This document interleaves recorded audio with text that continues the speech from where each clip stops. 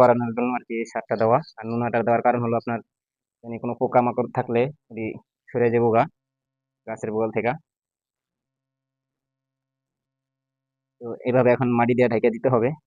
বেশি করে দিলেও পছন্দ হয়ে যাবো গাছের গোড়া, তাই অল্প করে আপনার এভাবে দিয়ে ঢেকে দিতে হবে।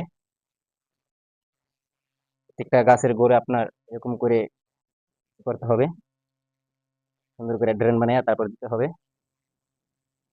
তো বাস আমার এটা দিলে কমপ্লিট হয়ে গেছে, এটা সার দেওয়া হয়ে গেছে। তো এটার গোড়ে আবারও মাটি নাই, এটার গোড়ে মাটি দিয়ে দিব, তাহলে গাছটা জোর পাইবো ভালো। তো দেখি এখন, এর আগের বার তো এই যে আপনার দেখাইলাম গাছ মারা গেছে, হ্যাঁ, তাই এবার আবার নতুন করে লাগাইলাম। তো দেখি এবার কি হয়, চেষ্টা করতেছি। যে কোনো জিনিস যত্ন নিতে হবে, এই যে বলে না যত্ন করলে রত্ন মিলে, তাই আমি দেখি চেষ্টা করে যত্ন করে। এই যে দেখেন এটাও আমি ই করে রাখছি, ড্রেন বানিয়ে রাখছি।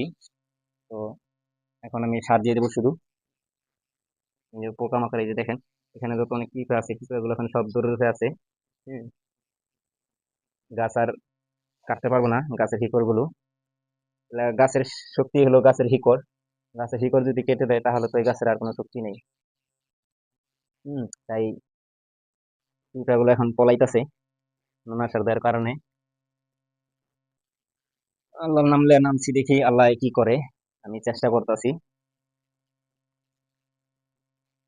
চেষ্টা না করলে তার কোনো কিছু হবে না, তাই চেষ্টা করতেছি। দেখি যদি আল্লাহ কিছু দেয় তাহলে নসিবে থাকবে। আমি যেভাবে ডেকে দিলাম, আর মাটির নিচে চলে গেল সারটা। এখন এখান থেকে পচন ধরে আস্তে আস্তে মাটির একদম জোর বানায় লাগবে। মাটি পচাই ওই জায়গায় সারে আপনার এই যে আরেকটা এখানে। তো প্রতিটা গাছের গোড়ে আপনার এরকম করে সার দিয়ে দিতে হবে, তাহলে দ্রুত আপনার গাছটা বড় হবে, গাছটা মোটা হবে, গাছের